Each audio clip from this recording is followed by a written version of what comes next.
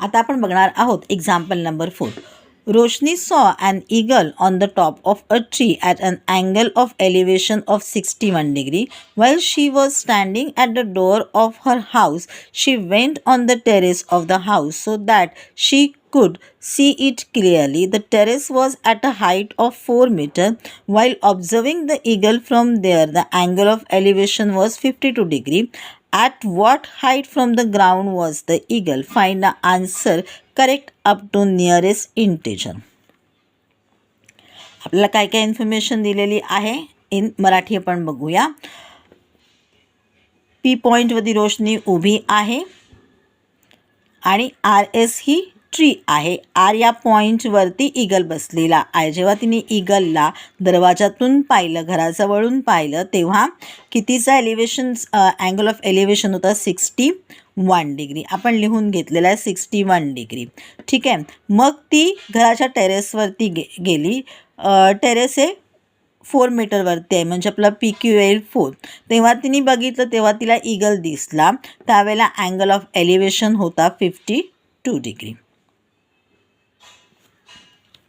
आपल्याला काय काढायचं आहे? आपल्याला काढायचं आहे आर एस. ठीक आहे.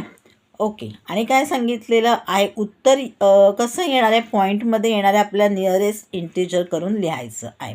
त्यावर त्यांनी इन्फॉर्मेशन दिली आहे. tan 61 degree is equal to 1.80, tan 52 degree is equal to 1.28, tan 29 degree is equal to 0.55 आणि tan 38 degree is equal to 0.78. आपल्याला ही त्यांनी इन्फॉर्मेशन दिलेली आहे. मग tan 29 आणि tan 38 कुठून आला? हा प्रश्न पडलेला आहे आपला.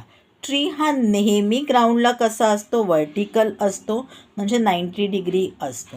आता इथे 61 आहे, इथे 90 आहे, म्हणजे आपला ज्या वेळेला PRS असेल त्यावेळेला हा किती आपला येईल? 61 + 29 इज इक्वल टू 90 + 90 180. म्हणजे आपला तेव्हा PRS असताना आपला R असेल, अँगल R असेल 29 डिग्री. ज्या वेळेला हा QRT असेल त्यावेळेला हा पुन्हा परत 90 डिग्री, हा 52 डिग्री, म्हणजे उरलेले जे आहेत 38 डिग्री. आपला त्यावेळेला QRT हा काय येईल? 38 डिग्री येईल. आणि म्हणून त्यांनी त्याचेसुद्धा आपल्याला आन्सर्स जे आहेत ते दिलेले आहेत. बघूया आता एक्सप्लेनेशन काय आहे ते. आन्सर बघूया आपण. Solution. In figure 6.12, PQ is the house and SR is the tree. The eagle is at R. Draw segment Q2 parallel. चुकून म्हटलेलं आहे. Draw segment Q3 perpendicular segment RS. Therefore, square TSPQ is a rectangle. किंवा आपण म्हणू शकतो parallelogram TSPQ is a rectangle. Let SP is equal to X and TR is equal to Y. Now in triangle RSP, angle PRS is equal to 90 degree minus 61 degree is equal to 29 degree. And in triangle RTQ, angle QRT is equal to 90 degree minus 52 degree is equal to 38 degree. Therefore, tan angle PRS is equal to tan 29 degree is equal to SP upon RS. Therefore, 0.55 is equal to X upon Y plus 4. Y plus 4 आपण का म्हटलेलं आहे? बघा, आपली टेरेसची आहे, ती कुठे आहे? 4 डिग्रीवरती आहे. आणि म्हणून आपण समोरची जी साईड आहे ती पण कशी येईल? 4 मीटरच येईल. आणि म्हणून म्हटलेलं Y + 4, म्हणजे ती पूर्ण आपली RSची जी आहे ती येणार आहे Y + 4.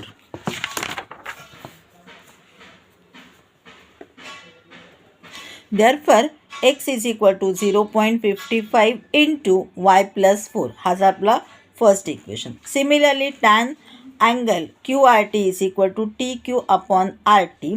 Tan 38 degree is equal to X upon Y because SP is equal to TQ is equal to X. Therefore 0.78 is equal to x upon y. आता आपण एक्सची व्हॅल्यू काढूया तर x is equal to 0.78 into y. हे झालं आपलं second equation. आता आपण फर्स्ट आणि सेकंड इक्वेशन एकत्र करूया. तर काय होईल, आपलं फर्स्ट इक्वेशन काय होतं, x is equal to 0.55 in the bracket y plus 4. मग त्याच्याऐवजी आपण काय टाकणार इथे आहोत, x is equal to 0.78 y. मग लिहिलं आपण 0.78 y is equal to 0.55 in the bracket y plus 4. म्हणजे वाय वाय एकत्र आल्यानंतर आपल्याला आन्सर काढता येतं. 78 y is equal to 55 in the bracket y plus 4. इथे काय multiply by 10. 78y is equal to 55y plus 55 into 4 is equal to 220. Multiplication करून घेतलेलं आहे 55ने y प्लस 4ला. आता काय 78y minus 55y is equal to 23y is equal to 220 as it is. आता काय होईल, y is equal to 220 divided by 23. So answer is y is equal to 9.565 equal to 10 up to nearest integer. आपण सांगितलं होतं nearest इंटिजरमध्ये तुम्हाला answer काढायचं आहे म्हणून आपण लिहून घेतलेलं आहे 10 येईल. म्हणजे मग काय होईल, therefore R S is equal to Y plus 4. Y किती आले, 10 आले आणि 4 y plus 4 means 10 plus 4 is equal to 14. Therefore, the eagle was at a height of 14 meter from the ground.